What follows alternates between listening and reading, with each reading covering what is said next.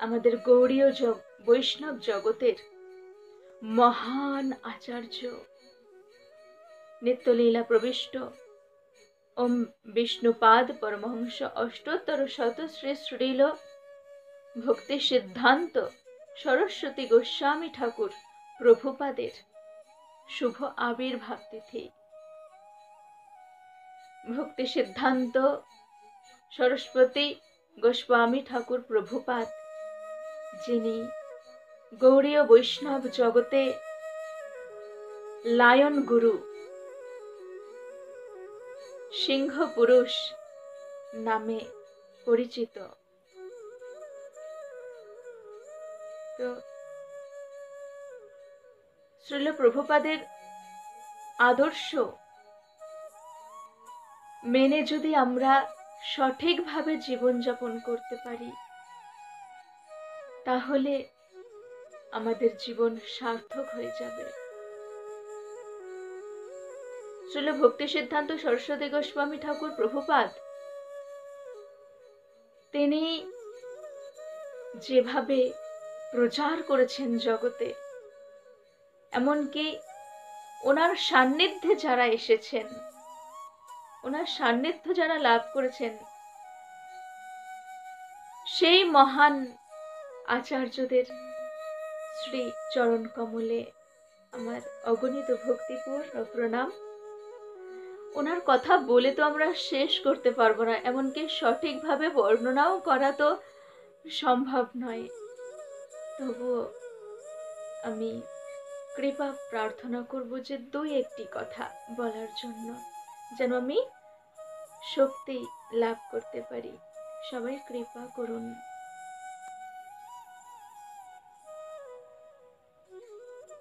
এই পৃথিবীর অবস্থা যখন একেবারে চরমে পৌঁছে গেছিল, অধঃপতিত হয়ে গিয়েছিল, তখন পৃথিবীর সকল মানুষকে শিক্ষা প্রদান করার জন্য, আচরণশীল করার জন্য শ্রী চৈতন্য মহাপ্রভু তিনি শচীসুত রূপে কলির প্রথম সন্ধ্যায় অবতীর্ণ হয়েছেন। সেই সময় পৃথিবীর অবস্থা খুব শোচনীয় ছিল। আর ভগবান তো ভবিষ্যৎবাণী করেছেন যে কলৌ প্রথম সন্ধ্যায়াং গৌরাঙ্গ অহং মহিতলে ভাগীরথী তটে রম্যে ভবিষ্যামি শচীসুতঃ। কলিযুগের প্রথম সন্ধ্যায় ভাগীরথীর তীরে রমণীয় স্থানে শচীমাতার পুত্র রূপে, গৌরাঙ্গ রূপে আমি অবতীর্ণ হব। তিনি এসেছেন কেন? জগতের সকলকে জ্ঞান প্রদান করতে। সেই সময় কি হয়েছিল? জগতের যারা রক্ষক, উচ্চ শ্রেণীর মানুষেরা, তারাই তো ভক্ষক হয়ে গিয়েছিল। তার মানে রাক্ষসেরা সবাই কলিযুগের সুযোগ নিয়ে উচ্চ কুলে জন্মগ্রহণ করছিল, উচ্চ বংশে জন্মাচ্ছিল। বরাহ পুরাণে তো বলা হয়েছে যে রাক্ষসা কলিমাশ্রিত্য জায়ন্তে ব্রহ্মা যোনিষু, যে রাক্ষসেরা সবাই কলিযুগের সুযোগ নিয়ে ব্রাহ্মণ কুলে জন্মগ্রহণ করেছে। কেন? কারণ রাক্ষসরা জানে যে ব্রাহ্মণ কুলে জন্মগ্রহণ করতে পারলে সেখান থেকে ছড়ি ঘরানো বেশি যাবে, জগতের যে অন্যান্য নিম্ন বর্ণের মানুষদের উপর লাঠি ঘোরানো যাবে, তাদের উপর আধিপত্য বিস্তার করা যাবে, আর এই রকম ভাবে সমাজ ব্যবস্থা একেবারে অধঃপতিত করে দেব, এই রকম তাদের চিন্তা ভাবনা।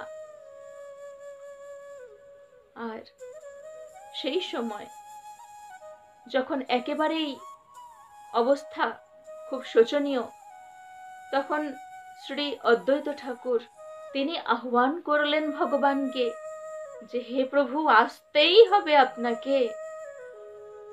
মহাপ্রভু তখন কৃপা করার জন্য, জগতের সকলকে কৃপা করার জন্য এবং কলিযুগের যে মানুষদেরকে উদ্ধার করার জন্য তিনি ধরাধামে অবতীর্ণ হন। আর সকলকে তিনি শিক্ষা প্রদান করেন যে হরের নাম হরের নামৈব কেবলম কলো নাস্ত্যেব নাস্ত্যেব নাস্ত্যেব গতিরন্যথা। আর এদিকে কেমন চলছে সমাজ ব্যবস্থা? বৈদিক সংস্কৃতিকে একেবারে ধ্বংস করে দেবার চেষ্টায় আছে। যে বৈদিক সংস্কৃতিকে ধ্বংস করে দিতে পারলে তাহলে সমাজ ব্যবস্থা একেবারেই ধ্বংস হয়ে যাবে। আর তার জন্য কি করতে হবে? যাতে একেবারে সবাই পারমার্থিক দিকে অগ্রসর হতে না পারে, যাতে একেবারে পারমার্থিকতাহীন অধঃপতিত হয়ে পড়ে, সেই জন্য শাস্ত্রের ওপর সম্পূর্ণ আধিপত্য বিরাজ করতে হবে। আর শাস্ত্রের ওপর সম্পূর্ণ আধিপত্য বিরাজ ব্রাহ্মণেরা। মহাপ্রভু তিনি এলেন, তিনি এসে বললেন যে কোনো কিছু প্রয়োজন নেই, কোনো আড়ম্বরের প্রয়োজন নেই, কোনো কিছু প্রয়োজন নেই, শুধু হরিনাম করতে থাকো। হরিনাম করলেই একমাত্র উদ্ধার হতে পারবে। হরিনাম ছাড়া পথ নাই, গতি নাই।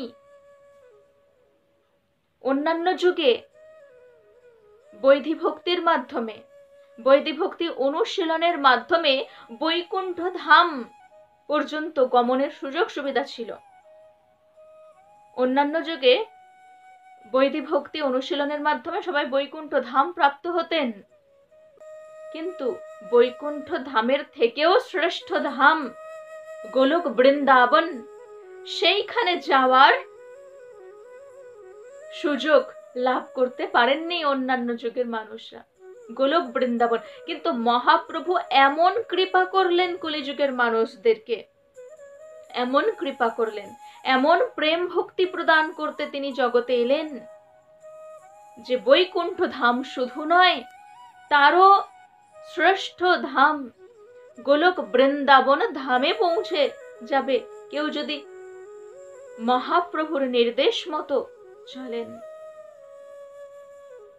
তিনি সংকীর্তন আন্দোলন শুরু করলেন, যে শুধু ব্রাহ্মণ নয়, ব্রাহ্মণ, ক্ষত্রিয়, বৈশ্য, শূদ্র, চণ্ডাল, মুচি সবাই যে কেউ এই সংকীর্তন আন্দোলনে যোগদান করতে পারেন এবং মুক্ত হতে পারেন।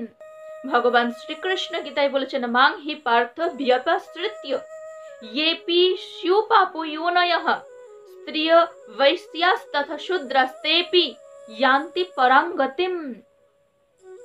অর্থাৎ যারা আমাকে আশ্রয় করে থাকে, আমার ভজন সাধন করে থাকে, তারা ব্রাহ্মণ, ক্ষত্রিয়, বৈশ্য, শূদ্র যাই হন না কেন,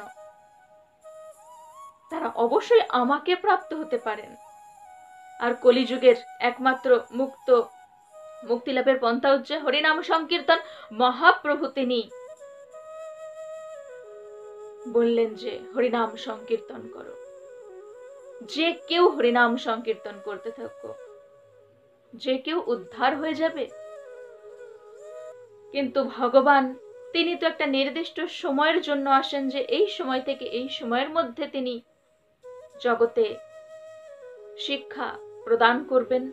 মহাপ্রভু চারিদিকে প্রচার করলেন, হরিনাম সংকীর্তন আন্দোলন করলেন, কিন্তু একটা নির্দিষ্ট সময়ের পর মহাপ্রভু তিনি ধরাধাম থেকে এই স্থান থেকে প্রস্থান করলেন। তারপর দেখুন মহাপ্রভু এত শিক্ষা প্রদান করে গেলেন, এত শিক্ষা পুনঃস্থাপন করে এত শিক্ষা প্রদান করলেন, তো সেই শিক্ষা ধীরে ধীরে লুপ্ত হয়ে যাচ্ছে। এবার সেই শিক্ষাকে আবার পুনঃস্থাপন করার জন্য আবার কাউকে এগিয়ে আসতে হবে। তার জন্য ভগবান তিনি বৃন্দাবনের একজন মঞ্জরীকে এই ধরাধামে প্রেরণ করলেন। তো সেই মঞ্জরীকে তিনি নিত্যলীলা প্রবিষ্টং বিষ্ণুপাদ পরমহংস অষ্টোত্তর শত শ্রী শ্রীল ভক্তিবিনোদ ঠাকুর। তো ভক্তিবিনোদ ঠাকুর তিনি এই ধরাধামে অবতীর্ণ হলেন। তিনি বৃন্দাবনের একজন মঞ্জরী, সখীগণেরও আবার সেবিকা, যারা তাদেরকে মঞ্জুরি বলা হয়। তো সেই মঞ্জুরি ভক্তিবিনোদ ঠাকুর, শ্রীল ভক্তিবিনোদ ঠাকুর, তিনি এই ধরাধামে অবতীর্ণ হয়ে মহাপ্রভুর শিক্ষাকে পুনঃস্থাপন করতে লাগলেন। কিন্তু তিনি একা কি করবেন? তিনি পুরীধামে গিয়ে প্রভু শ্রী জগন্নাথ দেবের নিকটে প্রার্থনা করলেন, কাতরভাবে প্রার্থনা করলেন। তারপর শ্রী বিমলা দেবীর মন্দিরে গিয়ে কাতরভাবে প্রার্থনা করতে লাগলেন যে আমি যেন সাহায্যের জন্য কাউকে পাই। হে প্রভু, আমাকে সহযোগিতা করার জন্য কাউকে পাঠান, আপনি কৃপা করুন। তখন শ্রীল ভক্তিবিনোদ ঠাকুরকে সাহায্য করার জন্য, সহায়তা করার জন্য চিন্ময় জগৎ থেকে একজন এলেন। শ্রীল ভক্তিবিনোদ ঠাকুরেরই পুত্র রূপে, নিজ পুত্র রূপে তিনি আবির্ভূত হলেন। তিনি কে? তিনি শ্রীল ভক্তি সিদ্ধান্ত সরস্বতী গোস্বামী ঠাকুর প্রভুপাদ। 1874 সনে তিনি আবির্ভূত হন ধরাধামে পিতাকে সহযোগিতা করার জন্য। যখন 6 বছর বয়স, তখন শ্রীল ভক্তিবিনোদ ঠাকুর পুত্রকে তিনি নৃসিংহ মন্ত্র প্রদান করলেন। নৃসিংহ মন্ত্র তিনি প্রদান করলেন। তারপর যখন 8 বছর বয়স, তখন শ্রী কুর্মদেবের পূজা পদ্ধতি শিখিয়ে দিলেন, কুর্মদেবের মন্ত্র শিখিয়ে দিলেন। তো ভক্তি বিঘ্ন বিনাশক নৃসিংহদেব তিনি যাতে কৃপা করেন, যাতে কোনো রকম ভক্তিপথে কোনো রকম বাধা যেন না এসে যায়, সেই জন্য নৃসিংহ মন্ত্র প্রদান করলেন। ওনার যখন 11 বছর বয়স, 1885 সনে তিনি গ্রন্থ প্রকাশনার জন্য একটি ছাপাখানা প্রতিষ্ঠা করেন। তারপর গ্রন্থ প্রচার করতে থাকলেন, গ্রন্থ প্রকাশ করতে লাগলেন। যখন 17 বছর বয়স ওনার, তখন তিনি দি অগাস্ট অ্যাসেম্বলি নামে একটি যুবকদের জন্য, তরুণদের জন্য একটি সংগঠন প্রতিষ্ঠা করলেন। তরুণরা, যুবকরা যাতে একত্রিত হতে পারেন, সেজন্য একটি সংগঠন প্রতিষ্ঠা করলেন। আর সেই সময় জোর কদমে প্রচার চলছে।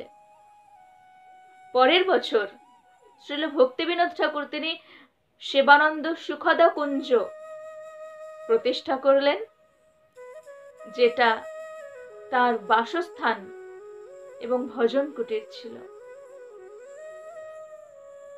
খুব সুন্দরভাবে প্রচার চলছে।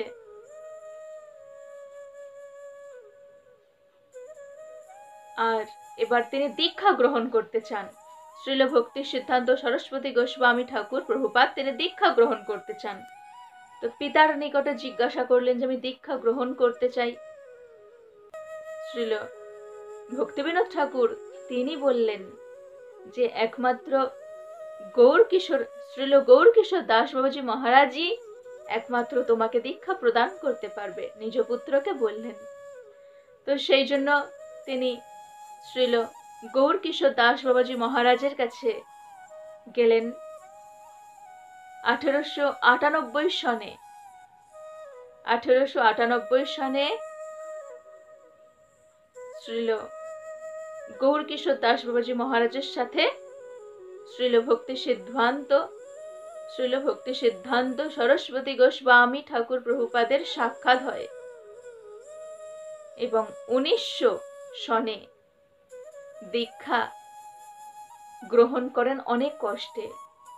শ্রীল গৌরকিশোর দাস বাবাজি মহারাজ তো দীক্ষা দিতে চাইছিলেন না, কিন্তু অনেক কষ্টে, অনেক ক্রন্দন করে যে আমাকে দিতেই হবে, দীক্ষা প্রদান করতেই হবে, কৃপা করুন, না যদি আপনি দীক্ষা প্রদান করেন তাহলে এ দেহ আমি আর রাখবো না, এ দেহ আর নিয়ে কি করব, যদি আমি দীক্ষা লাভ করতে না পারি, যদি দিব্য জ্ঞান আমি প্রাপ্ত না হই, তাহলে এ দেহ নিয়ে কি হবে। আমি দিব্য জ্ঞান লাভ করতে চাই, আপনাকেই দিতে হবে।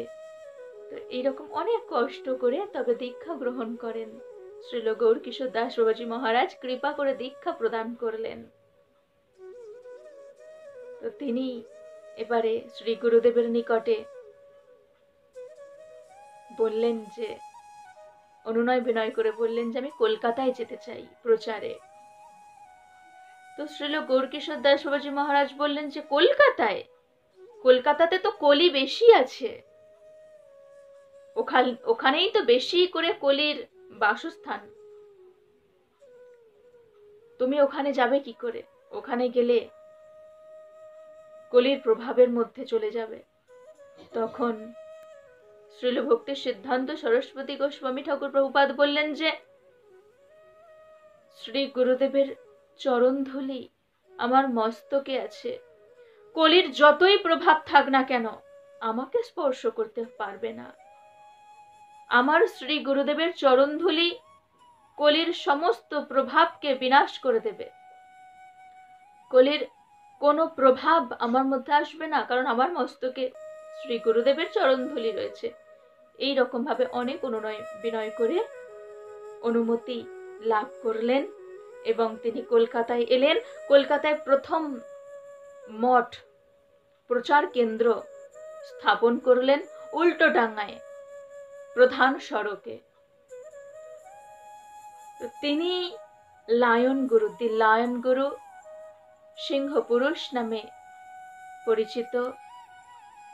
ওনার আদর্শ যে মহাপ্রভু বলে গেছেন, পৃথিবীতে আছে যত নগরাদি গ্রাম সর্বত্র প্রচার হইবে মোর নাম। ভগবানের নাম সর্বত্র প্রচার হইবে, ভগবান শ্রীকৃষ্ণের নাম। তো ভগবান শ্রীকৃষ্ণের নাম যাতে সর্বত্র প্রচার হতে পারে, সর্বত্র যেন প্রচার হয়, এই চেষ্টা সকলকে করতে হবে। শ্রীল ভক্তি সিদ্ধান্ত সরস্বতী গোস্বামী ঠাকুর প্রভুপাদ ওনার শিষ্যদেরকে এটাই বলেছেন যে মহাপ্রভু নির্দেশ দিয়েছেন যেটা, সেটা সবাই পালন করো। যারে দেখো তারে কহো কৃষ্ণ উপদেশ,